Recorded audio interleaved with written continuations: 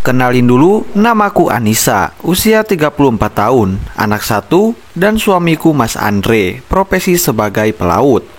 Pada mulanya aku sangat senang, setiap suamiku berlayar, Pak Hendro mertuaku sering ke rumah. Dan memang itu permintaan Mas Andre pada bapak mertua setiap hendak berangkat. Disuruh sering-sering nengok Depa, cucunya ke rumah. Sebenarnya di rumah sudah ada Mbak Yanti ART ku, hanya kadang suami nggak tenang kalau di rumah nggak ada bapak. Aku sebenarnya bisa-bisa saja, tapi aku memaklumi kekhawatiran suami. Mertuaku pensiunan PNS yang terakhir dinas di KUA kecamatan, sementara ibu juga PNS. Tapi saat cerita ini terjadi, masih aktif di kelurahan. Mungkin seminggu sekali bapak nginep di rumahku, ya pamrihnya nemenin Depa. Lantaran anakku suka nggak mau ditinggal pulang bapak. Suatu malam sekitar jam 11 aku terjaga dan kebelet pipis. Aku segera ke kamar mandi. Ketika melintas di kamar mandi Depa, aku nyempetin nengok. Kulihat bapak dan Depa sudah tidur lelap.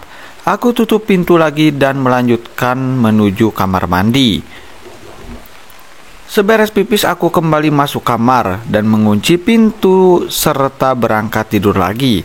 Mungkin 5 menit kemudian, aku yang belum bisa tidur mendengar ada suara mencurigakan di kolong tempat tidurku. Apa tikus? Nggak mungkin. Kamarku selalu dalam keadaan bersih. Di kolong ranjang juga nggak ada barang apapun. Tapi lama-lama nggak cuma suara, tapi juga gerakan yang nyundul-nyundul ranjang. Aku seketika turun dan bengok ke bawah. Bapak? Aku kaget bukan main begitu melihat bapak sedang merangkak di kolong dan hendak keluar. Bapak malah nyengir nahan malu, mirip maling ketangkap tangan saat mukanya kesorot lampu ponsel. Bapak ngapain di kolong? Tanyaku. Setelah dia keluar, nyari tikus, jawabannya. Masih dengan sisa nyengirnya. Tikus? Buat apa nyari tikus, Pak? Bapak nampak bingung, gak bisa jawab. Aku bener-bener gak habis pikir. Tapi kulihat tidur di kamar sama Depa. Kok tahu-tahu sudah di kolong? Berarti tadi pura-pura tidur. Saat aku ke kamar mandi, dia baru masuk kamarku. Itu dugaanku setelah sesaat berpikir keras. Lalu tujuannya apa? Nyari tikus? Kayaknya bapak sendiri yang mau jadi tikus besar. Di saat aku masih sibuk dengan kebingungan, tiba-tiba bapak menyentuh kedua bahuku, lalu dengan agak kasar mendorongku. Kontal, aku terduduk di tepi ranjang. Sebelum juga sadar dengan apa yang terjadi, bapak sudah mengambil duduk di sisi, kemudian dengan gusar di lumat mulutku. Kejadian yang begitu cepat dan gak terduga bikin aku gak bisa terbuat apa-apa kecuali diam terpaku. Hingga dalam beberapa detik ke depan bapak berhasil menikmati bibirku. Setelah aku menemukan kesadaran, baru aku melakukan reaksi. Aku dorong bapak kuat-kuat.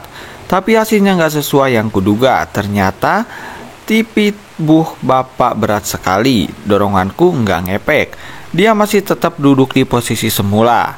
Aku terjangah ketika bapak mengulangi perbuatannya lagi. Dia kembali melumat mulutku. Bedanya ini lebih pelan dan halus.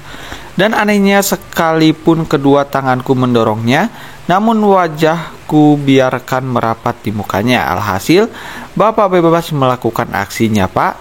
Pekik kerasku ketika satu tangan bapak tiba-tiba menyentuh pada bagian dadaku. Teriakanku nggak digubris, justru bapak bertambah cekatan sambil terus menyumpal mulutku dengan mulutnya. Pak, ingat Pak, aku ini mantumu. Seruku dengan terus berusaha melepas. Bapak tetap saja nggak mendengar, malah tambah liar. Bu Nisa, suara panggilan itu diiringi dengan ketukan pintu. Itu Mbak Yanti pembantuku. Seketika aku dan bapak kebingungan. Aku malah mendorong bapak untuk ngumpet di belakang lemari, dan aku melintas ke pintu sambil merapikan pakaian yang sudah dalam keadaan aut-autan. Gak ada apa-apa kok Mbak, tadi aku kaget saja, ternyata di kolong ada tikus, ujarku begitu membuka pintu dan melihat wajah Mbak Yanti nampak khawatir. Ada tikus? Tanya nenek sambil melayangkan pandangan ke kolong ranjang. Iya, tapi sudah lari keluar. Oh, gumamnya. Aku menarik napas lega, pembantuku percaya sama omonganku. Aku memang sengaja suruh bapak ngumpet. Aku nggak mau pembantu curiga lihat bapak ada di kamarku. Padahal kami nggak berbuat apa-apa. Setelah menutup dan mengunci pintu, aku menghampiri bapak yang sudah keluar dari tempat persembunyiannya. Niatku mau aku suruh keluar. Tapi setelah aku berdiri di depan bapak, dengan kasar sekali mertuaku itu kembali mendorong kuat-kuat. Tak pelan aku jatuh di atas tempat tidur. Belum juga aku bangun, bapak menyusulku dan mematiku dengan tubuhnya. Sebenarnya bisa saja aku melakukan perlawanan menendang menuknya misalnya, tapi aku tetap sadar orang tua itu orang tuanya suamiku, mertuaku. Jadi mana mungkin aku berani melakukan itu. Tapi aku tetap memberontak ingin melepaskan diri sebisanya, dan mungkin ada 10 menit sendiri aku terus berjuang menyingkirkan bapak dari atas diriku.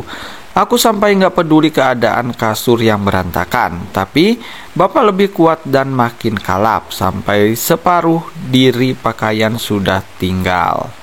Gak lama kemudian aku baru diam gak bergerak. Bukannya aku sudah kehabisan tenaga, juga bukan karena aku sudah pasrah menyerah, tapi aku merasakan sebus rasa detiknya jari bapak berhasil masuk dan bermain di dalam sana. Aku seperti terbang.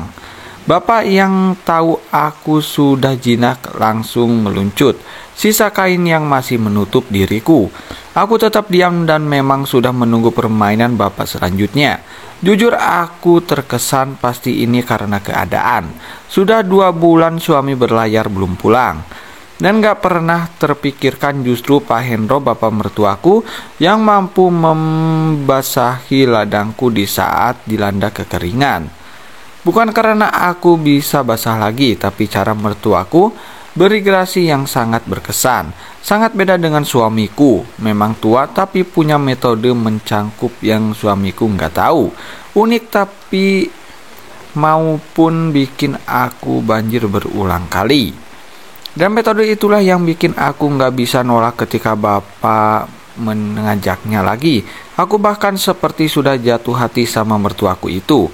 Hingga aku selalu menyuruhnya untuk sering datang ke rumah. Bapak menuruti hingga yang semula seminggu datang sekali jadi berkali-kali. Suamiku tahu dan senang, tapi taunya bapak sekedar jenguk dan menemani cucunya. Padahal juga nemenin aku juga. Sampai suatu hari Mbak Yanti sempat melihat bapak mencolek pinggulku saat baru saja bapak datang. Jelas kami kaget karena nggak tahu kalau ART ku itu di belakang kami. Kulihat Mbak Yanti malah kelicutan, malah merasa nggak enak sendiri. Aku yakin dia nggak mungkin berani ngadu sama suamiku. Tapi demi keamanan, pada akhirnya aku berikan gaji sekaligus pesongan dan aku pulangkan alias aku berhentikan. Memang terkesan sadis, tapi ini demi menjaga rahasia ini. Dan selanjutnya aku cari pembantu lagi dengan tetap masih bebas bermain irigasi sama bapak. Bapak jangan ceroboh lagi toh, pintaku mengingatkan kejadian yang dilihat langsung oleh pembantu sebelumnya. Iya, bapak akan hati-hati lagi. Waktu itu bapak kangen banget, sampai nggak bisa nahan tangan gratil ini, saut bapak dengan langsung tersenyum melihat diriku ini. Nah, berikut adalah cerita kisahku yang pernah terjadi bersama mertuaku. Pastinya juga akan ada kisah selanjutnya di hari besok. Terima kasih.